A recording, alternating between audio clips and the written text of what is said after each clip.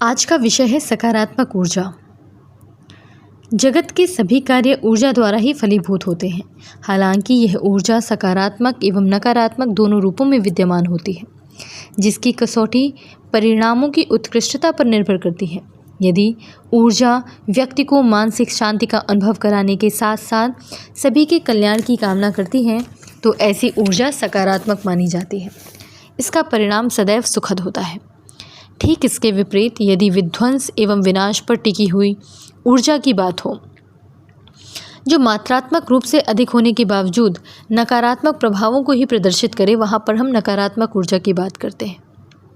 सकारात्मक ऊर्जा में हर्ष, उल्लास एवं आनंद का प्रवाह इतना अधिक होता है कि ये महज एक व्यक्ति को नहीं अपितु पूरे परिवेश को सकारात्मक रूप से प्रभावित करने की क्षमता रखती है।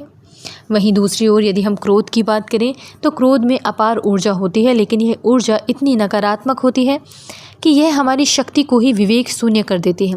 हम सही और गलत का निर्णय ही नहीं ले पाते।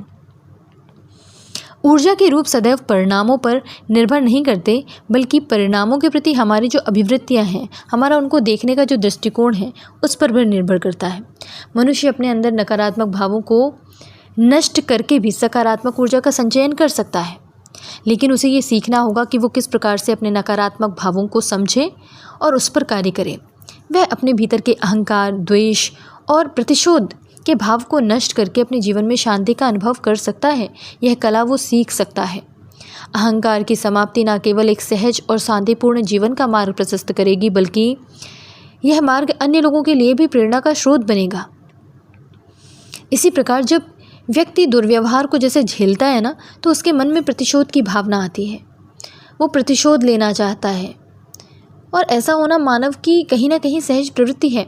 परंतु यदि कर्मों को हम नियति के हवाले कर दें और हम ये भाव रखें कि जो कुछ भी हो रहा है, हो सकता है कि कुछ उससे भी गलत होने की संभावना, और वहाँ पर वो उसका ख्याल रखें कि मैं जो कुछ भी अभी करता हूँ, कोई भी अगर मेरे प्रति कुछ कर रहा है, उसके बदले में अगर मैं एकदम से रिएक्शन देता हूँ, तो वहाँ पर मैं खुद के भी गलत कर्म बना रहा हूँ।